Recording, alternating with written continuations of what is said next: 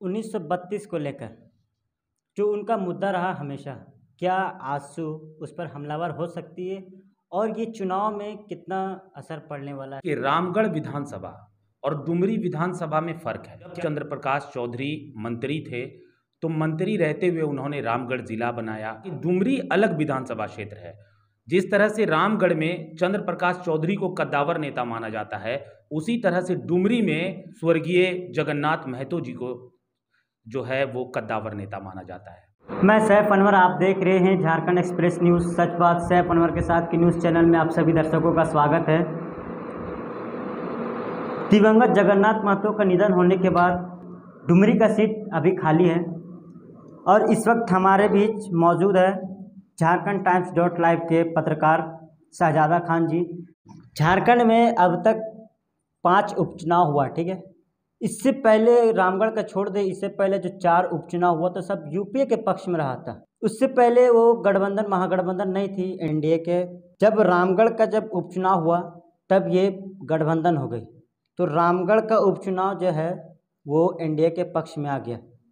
अब डुमरी में भी वो एनडीए के जो महागठबंधन है यशोदा देवी, ठीक है। क्या जिस तरीके से रामगढ़ में वो अपना जीत दर्ज किया है, क्या डुमरी में भी होगा? देखिए, रामगढ़ विधानसभा और डुमरी विधानसभा में फ़र्क है। क्या फ़र्क है मैं बताता हूँ। रामगढ़ विधानसभा में जो उपचुनाव हुआ तो चंद्र प्रकाश चौधरी की पत्नी सुनीता चौधरी इस चुनाव में खड़ी हुई और जीत हासिल की। और रामगढ़ विधानसभा क्षेत्र में चंद्र प्रकाश चौधरी को कद्दावर नेता के रूप में जाना जाता है। जब चंद्र प्रकाश चौधरी मंत्री थे तो मंत्री रहते हुए उन्होंने रामगढ़ जिला बनाया। रामगढ़ में जो सड़कों का जाल है वो चंद्र प्रकाश चौधरी के समय में बिछाया गया। यहाँ जल नल योजना जो है, जो घर घर जल पहुँचाने की योजना थी, उसे चंद्र प्रकाश चौधरी ने धरातल पर उतारा। तो चंद्र प्रकाश चौधरी रामगढ़ के लिए इतना कुछ किए थे कि रामगढ़ की जनता ने चंद्र प्रकाश चौधरी की पत्नी सुनीता चौधरी को हाथों हाथ लिया और अपना पूरा बहुमत सुनीता चौधरी को मिला और सुनीता चौधरी ने जीत हासिल की। ठीक है, डुमरी में क्या होगा? डुमरी, जैसा कि मैंने कहा कि डुमरी अलग विधानसभा क्षेत्र है। जिस तरह से रामगढ़ में चंद्र प्रकाश चौधरी को कद्दावर नेता माना जाता है, उसी तरह से डुमरी में स्वर्गीय जगन्नाथ महतो जी को जो है वो कद्दावर नेता माना जाता है। आप खुद जाके वहाँ पे ग्राउंड रिपोर्टिंग किए थे 17 अगस्त को नॉमिनेशन फाइल के दिन। उस दिन 2 ही पार्टियाँ, एक एनडीए और एक इंडिया अलायंस के प्रत्याशी बेबी देवी और साथ में एनडीए के प्रत्याशी यशोदा देवी। आपको क्या लगता है कि कांटे की टक्कर होगी या फिर एक तरफा वोट होगा?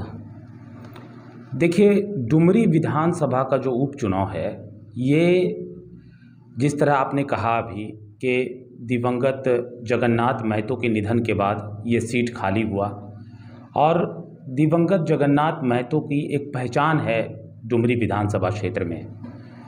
डुमरी विधानसभा क्षेत्र के कद्दावर नेता माने जाते हैं और उनके निधन के बाद जिस तरह से इंडिया अलायंस ने उनकी पत्नी बेबी देवी को मैदान में उतारा है, तो कहीं न कहीं बेबी देवी का पलड़ा भारी है। लेकिन पिछले चुनाव की अगर बात करें तो पिछले चुनाव में आजसू अकेले चुनाव लड़ी थी और आजसू पार्टी पिछले चुनाव में दूसरे स्थान पर रही थी। जगन्नाथ महतो चुनाव जीते थे और यशोदा देवी दूसरे स्थान पर रही थी, लेकिन आजसू अकेले चुनाव लड़ी थी। इस बार आजसू को भारतीय जनता पार्टी का भी समर्थन है, तो इस हिसाब से टक्कर कांटे की होगी। जैसा कि वहाँ की जो माहौल है डुमरी विधानसभा क्षेत्र का, मुझे लगता है कि जाहिर है कि टक्कर कांटे की रहेगी। लेकिन पलड़ा अगर भारी की बात करें तो बेबी देवी का अब तक पलड़ा भारी है। कैसे पलड़ा भारी है? इसलिए पलड़ा भारी है, जैसा कि मैंने कहा कि दिवंगत जगन्नाथ महतो को कद्दावर नेता माना जाता है उस क्षेत्र का और उन्होंने काम भी बहुत अच्छा किया है अपने क्षेत्र में। तो इस बिना पर और सहानुभूति वोट जो है वो बेबी देवी को जाएगा।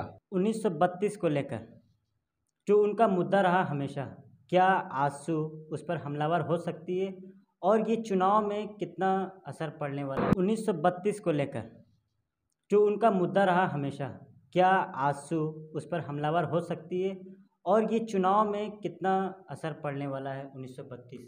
1932 जो मुद्दा है उसको जगन्नाथ महतो ने मुखर होकर उठाया था, और वहाँ की जनता का कहना है कि 1932 के बहुत बड़े सपोर्टर थे जगन्नाथ महतो, और बिल्कुल असर होगा, क्योंकि वहाँ की जनता जो बोल रही है कि 1932 इतना ज़्यादा, मतलब 1932 को वैल्यू देते थे जगन्नाथ महतो कि उन्होंने अपनी गाड़ी पर भी 1932 लिखा रखा था। हर जगह 1932 उनको देखने को मिलता था। तो जाहिर है कि 1932 जो है मुद्दा, वो इस चुनाव में भी असर करेगा। अच्छा, जयराम माथुर का फैक्टर कितना रहेगा? जयराम महतो इस चुनाव में अगर देखा जाए तो कोई बयान नहीं दे रहे हैं। जो जिस तरह से जयराम महतो मुखर होकर हर मुद्दे पे बोलते हैं, लेकिन डुमरी विधानसभा के उपचुनाव में जयराम महतो का कोई बयान नहीं आया है, और ना ही उन्होंने किसी को सपोर्ट किया है। तो इस चुनाव में जयराम महतो मुझे कहीं नहीं दिखाई दिए।